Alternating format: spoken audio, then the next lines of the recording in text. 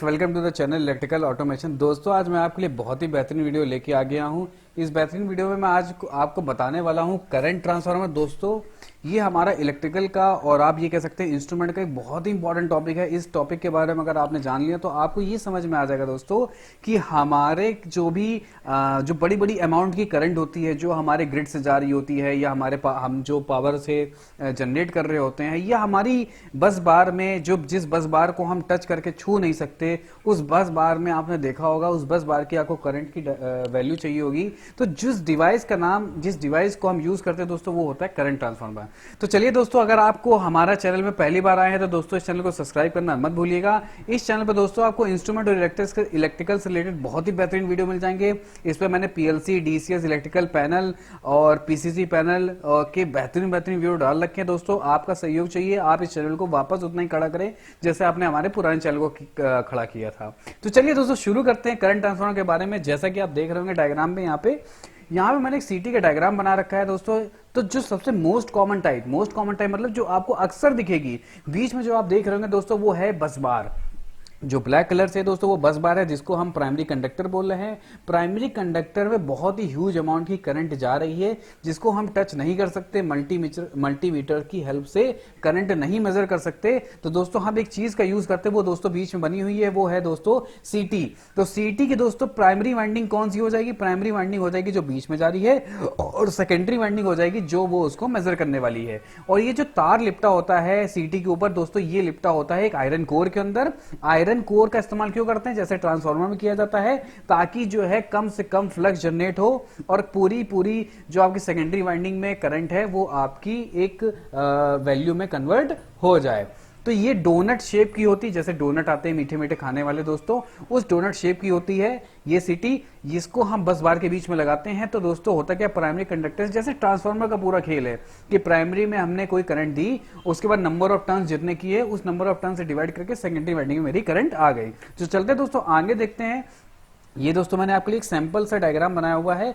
ये आपको ये दिखाया जा रहा है कि किसी पावर स्टेशन में किस किस रास्ते से कैसे कैसे जो है हमारा जो है डिस्ट्रीब्यूशन होता है। तो बेटा दोस्तों होता क्या है, पावर स्टेशन से आपके 225 किलो वोल्ट 400 किलो वोल्ट में ट्रांसफर स्टेप अप करके ट्रांसफर किया जाता है। उसके बाद फिर जो है 33 केवी, 11 केवी, फिर हाउस के लिए 440 वोल्ट और 230 वोल्ट की जो है उसमें हम कन्वर्ट करते हैं। तो ये सिंपल सा एक डायग्राम था जो आपके नॉलेज के लिए बना रखा है। इसके बाद हम आगे चलते हैं। जो इंस्ट्रूमेंट ट्रांसफार्मर होते हैं दोस्तों, इंस्ट्रूमेंट ट्रांसफार्मर बिल्कुल सेम वही होता है जो आपका सीटी होता है। इंस्ट्रूमेंट ट्रांसफार्मर में क्या होगा दोस्तों, एक तरफ प्राइमरी वाइंडिंग होगी, एक तरफ सेकेंडरी वाइंडिंग होगी। जितने टर्म्स इधर होंगे उतने टर्न्स जो है वो उसकी दूसरी साइड नहीं हो सकते। आपकी वैल्यू जो है वो अक्सर चेंज होती है, क्योंकि ट्रांसफार्मर का मतलब होता क्या है दोस्तों, ये मतलब होता है कि आपने प्राइमरी वाइंडिंग में जितनी करंट दी है आप उसे स्टेप अप करना चाहते हैं या स्टेप डाउन करना चाहते हैं। स्टेप अप करना है आपको तो नंबर ऑफ टर्न्स आपको क्या करने पड़ेंगे दोस्तों, कम करने पड़ेंगे। स्टेप डाउन करना है तो आपको नंबर ऑफ टर्न्स क्या करने पड़ेंगे, बढ़ाने पड़ेंगे। जो आपके सामने फॉर्मूला भी लिखा हुआ है टर्न रेशियो का, टीआर दोस्तों क्या दिखा रहा है, टीआर दोस्तों टर्न रेशियो दिखा रहा है, एनपी अपॉन एनएस, यानी number of turn in the primary side और number of turn in the secondary type. इसका एक रेशियो और होता है आईएस अपॉन आईपी, यानी current on the secondary side upon current on the primary side. इसकी help से आप क्या कर सकते हैं, नंबर ऑफ टर्न्स की वैल्यू निकाल सकते हैं। दोस्तों आपने बेसिकली जो करंट ट्रांसफार्मर देखे होंगे वो इस टाइप के देखे होंगे, एक वुंड टाइप जो अक्सर आपको छोटे छोटे इक्विपमेंट्स में, यूपीएस में, आपके बैटरी वगैरह में दिख जाते हैं। एक होते हैं विंडो टाइप जिसमें बस बार वगैरह दोस्तों डाली जाती है। दूसरा दोस्तों होता है बार टाइप वहां लगाए जाते हैं जहां पे जो है बड़े बड़े जो आपके इलेक्ट्रिसिटी के सोर्स होते हैं वो आप डायरेक्ट बस बार कनेक्ट करते हैं या केबल आपकी मोटी सी कनेक्ट करते हैं। तो चलिए आगे देखते हैं दोस्तों, आगे इसमें क्या है, आगे इक्विवेलेंट ट्रांसफार्मर सर्किट आपको दिखाया जा रहा है। ये मैंने आपको क्यों दिखाया, ये मैंने आपको इसलिए दिखाया ताकि आपको ये चीज समझ में आ जाए कि आखिरकार इस बेसिक में सोर्स करंट और आपकी जो कॉइल करंट है वो दो हिस्सों में बढ़ जाती है। ये आपकी बहुत ऐसा हेल्पफुल नहीं है, थोड़ा टेक्निकल मैंने कर दिया, जस्ट आपकी इन्फॉर्मेशन के लिए मैंने डाला हुआ है। अब हम आगे चलते हैं।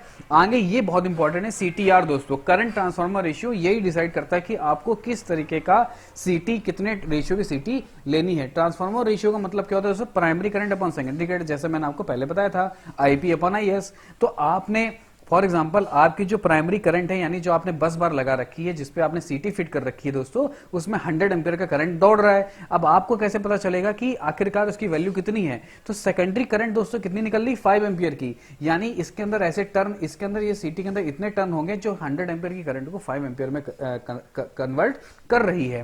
तो इससे आप ये क्या हुआ, तो अब आप समझ गए होंगे सीटी हम क्यों यूज करते हैं। 100 एम्पियर की करंट को छोटी अमाउंट की करंट में कन्वर्ट कर लिया, फिर इसे हम मेजर कर सकते हैं। 100 एम्पियर की करंट को नॉर्मल सर्किट में रन कराना बहुत ही मुश्किल होता है, उसके लिए वायरिंग को मोटी करनी पड़ती है। तो आप उसे निकाल भी सकते हैं। ये हर सीटी में सीटीआर रेशियो मेंशन होता है। अगर मान लीजिए करंट की वैल्यू हो जाती 50, तो 50 को आप 5 से डिवाइड कर देंगे तो आपको पता चल जाएगा 1 एम्पियर की करंट सेकेंडरी में आ रही होगी। ठीक है दोस्तों, अब आगे चलते हैं। अब पोलैरिटी क्या होता है? पोलैरिटी दोस्तों ये डिसाइड करता है कि आपकी करंट की डायरेक्शन कहां होगी और सेकेंडरी करंट की डायरेक्शन कहां हो गई। अब देखिए इस डायग्राम में मैंने आपको देखिए प्राइमरी पोलैरिटी मार्क्स और सेकेंडरी पोलैरिटी मार्क्स जो है वो दिखाए हुए हैं।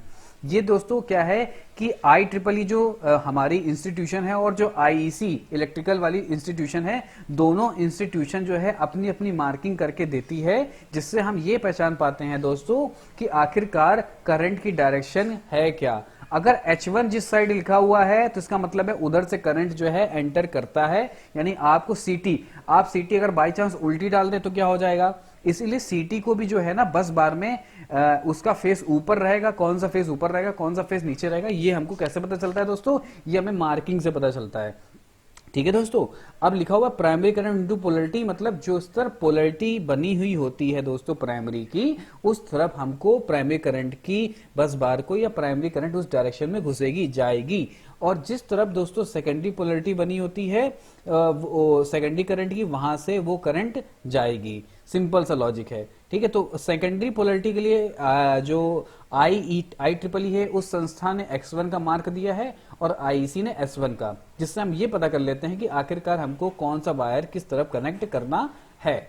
तो ये पोलैरिटी बहुत ही इंपॉर्टेंट है, आपको समझना पड़ेगा। अब सेकेंडरी, अब primary current into non polarity, secondary current out of non polarity, ये सिंपल सी चीज आप समझ गए। अगर मान लीजिए आपने सीटी को उल्टा लगा दिया तो आपको सेकेंडरी वाले के कनेक्शन उल्टे कर देंगे तो भी आपको वो चीज मिल सकती है। अब हम आगे चलते हैं दोस्तों। आगे जो है एक मिनट, हाँ, अब दोस्तों इतना चीज मैंने आपको क्लियर कर लिया है। अगली वीडियो जो इसका आएगा, सीटी का सेकंड पार्ट आएगा, उसमें मैं आपको बताने वाला हूं कि सीटी का रेटिंग फैक्टर क्या होगा, short time thermal current rating और सीटी मीटर एक्यूरेसी, सीटी रिले एक्यूरेसी और सीटी की बर्डन, यानी इसमें लोड कितना बड़ा उसको कैसे कैलकुलेट करते हैं, ये मैं एक्सप्लेन करूंगा। तो इस वीडियो को देखने के लिए बहुत बहुत थैंक यू। अगर इससे रिलेटेड कोई डाउट है दोस्तों कमेंट बॉक्स में कमेंट करके पूछ सकते हैं। तब तक के लिए थैंक यू।